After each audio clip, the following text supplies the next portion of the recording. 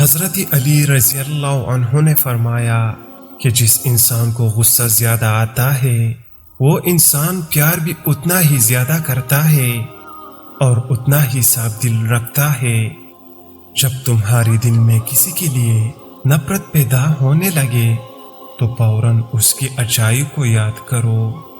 زندگی میں چاہے کتنی بھی خوشیاں ہو ہمارے پاس، لیکن ہم تب تک خوش نہیں ہو سکتے جب تک ہمارے ساتھ وہ نہیں جس کے ساتھ ہم خوش ہونا چاہتے ہیں۔ معافی مانگنا یہ ظاہر نہیں کرتا کہ آپ غلط اور دوسری صحیح ہے، بلکہ یہ ظاہر کرتا ہے کہ آپ کی رشتے کی اہمیت آپ کے انا سے بڑھ کر ہے۔ اچھے وقت سے زیادہ اچھا دوست عزیز رکھو، کیونکہ اچھا دوست پورے وقت کو بھی اچھا بنا دیتا ہے۔ رشتوں کی خوبصورتی ایک دوسرے کی بات کو برداشت کرنا ہے۔ بے عیب انسان تلاش مت کرو ورنہ اکیلے رہ جاؤ گے۔ جب انسان کی عقل مکمل ہو جاتی ہے تو اس کی گفتگو مختصر ہو جاتی ہے۔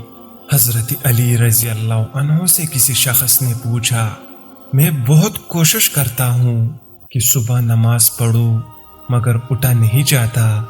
حضرت علی رضی اللہ عنہ نے فرمایا، یہ نیند کی وجہ نہیں بلکہ تم جو ساری دن میں جو گناہ کرتے ہو وہ تمہاری گردن میں توق، ہاتھوں میں ہتھکڑی اور پاؤں میں بیڑیاں باندھ کر تمہیں اٹھنے نہیں دیتی۔ ایمان اور حیا دو ایسی پرندے ہیں، اگر ان میں سے ایک اڑ جائے تو دوسرا خود ہی اڑ جاتا ہے۔ حضرت علی رضی اللہ عنہ نے فرمایا، اس شخص کی دوستی پر اعتبار نہ کرو جو اپنی اقرار کو پورا نہ کرتا ہو۔